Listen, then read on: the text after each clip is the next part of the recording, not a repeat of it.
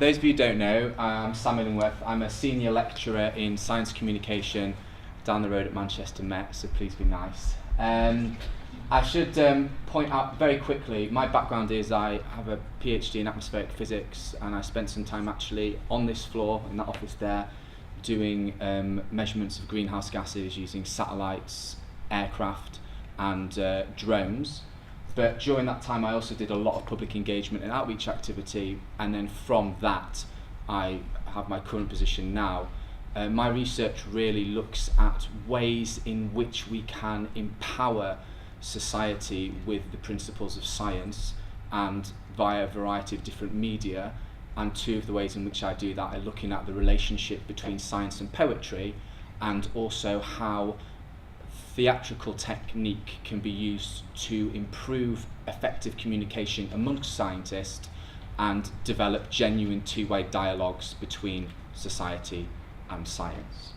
So this is my Twitter handle, and that's my website there.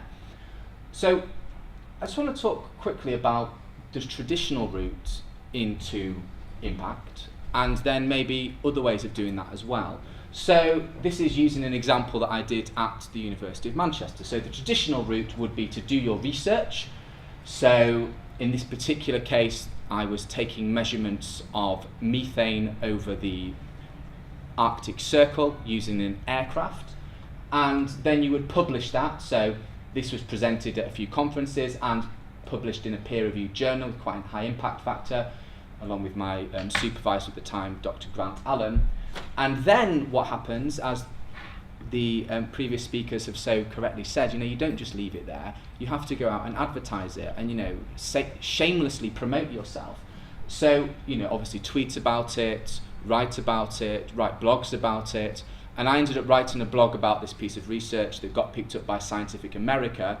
And then very, very randomly, a year later, a producer from BBC Radio 4 rang me to say that she'd read the blog because she was producing a programme about the song Mr. Blue Sky by the Electric Light Orchestra.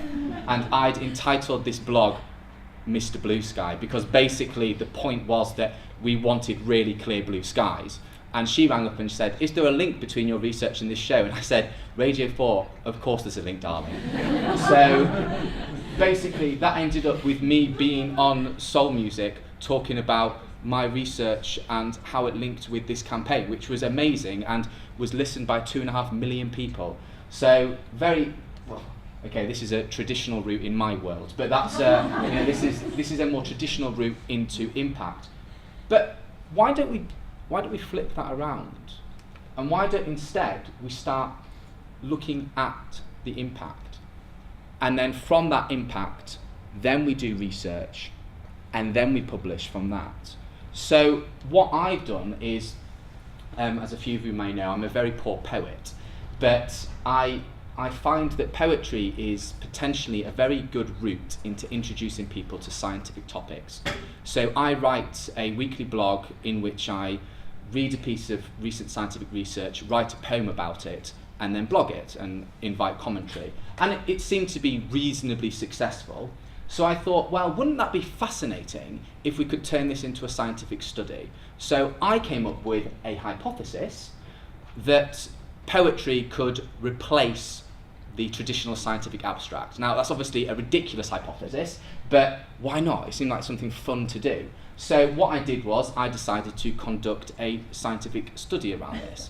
So my theory was that poetry could be useful as an alternative form of communication, but it's still absolutely necessary for scientists to be able to understand that abstract because it's written for them. So I got two groups of scientists. I gave one of them a very well-written abstract about a piece of scientific research that looked at the deglaciation of Western Canada, and then I gave them a very poorly written poem by myself and asked them to rate them qualitatively and quantitatively, compared the two together, and then put that into a paper. And the reason that's blank is that that has just been typeset by F1000 and should be up tomorrow, I think. So this is an example of starting with the impact, starting with your engagement, starting with what do people actually care about, then conducting research about it, and then deciding to publish. So I think really I have challenges for you. I think when you think about your research, how diverse is your engagement? And you know, Kingsley's talk really ran this point home, in that it's fantastic to do outreach with school children and the general public. It's brilliant.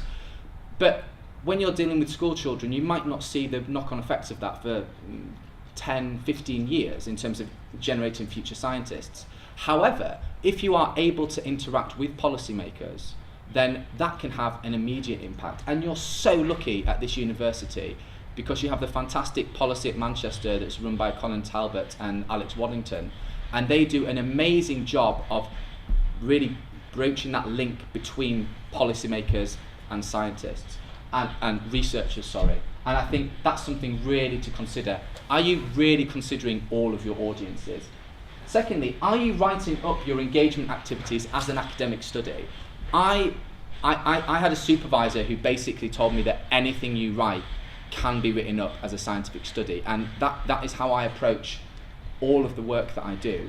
I think if you basically consider everything you do in whatever process you normally write papers in, then you can write useful and worthwhile contributions towards the research literature. So for example, from a scientific background, the typical scientific cycle would be you have a hypothesis, you test that hypothesis, you reflect on the results of those hypotheses, and then you tests, and then you reevaluate your hypothesis, and it goes round in a circle like this.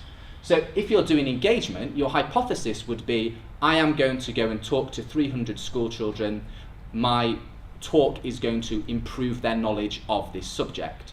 You would then test that by maybe doing a baseline questionnaire before you go in, following it up within 3 months, 6 months after the event. You would then analyse those results, and then you would re-evaluate your original hypothesis that your event had actually made a difference. So everything you do, you really should be thinking about ways of turning into publications. Unfortunately, we work in a field of commerce, if you will, where we are judged on our publication rate, and so it's really important to think about that and how what we're doing can contribute in that manner. And then, most importantly of all, are you involving those impacted at every stage? And I think so many of us are guilty of not doing this. We do research, and then we retrofit it. We think, oh, well, that's useful for this community, or that's useful for that community. Why aren't we talking to the communities and the groups at the very beginning and asking them what's useful for them and what they want to hear, and helping them to design the entire research process itself? A very good example of that, again, at this university, is the work that Sheena Cruikshank and her team are doing with Is Britain Breathing, where they looked at the effect that pollen count has on the population in terms of a citizen science project, but they have involved asthma sufferers and people with respiratory problems from the outset and through that entire design process. And that is excellent practice and something that we should be doing a lot more of. So one top tip for dissemination is just never say no. Never ever say no. I'm far too guilty of this, but just never say. There's a lot of people I work with in this room that have never said no to me, thankfully. And I think that's really important because it can take you down so many different avenues and can really lead to some worthwhile engagement. Also, it's a great idea, I'll go back one, to look for good examples of engagement. One of them would be this talk that I'm helping to advertise by Matthew Cobb from University of Manchester, which is on the 18th of February down at what was the Corner House. We're not allowed to call it that, so it's at number 70 Oxford Street. And also the Sidebar event, which I've just holding up there. I'm being very much the Trojan horse in this particular speech. Please come along to that. It's on Monday Monday night at the Lasso Gallery at 5:30, and every month, the last Monday of every month, we give researchers the chance to engage with a general audience. So I'll just leave that slide up as well, so that's just some additional advice, and thank you very much.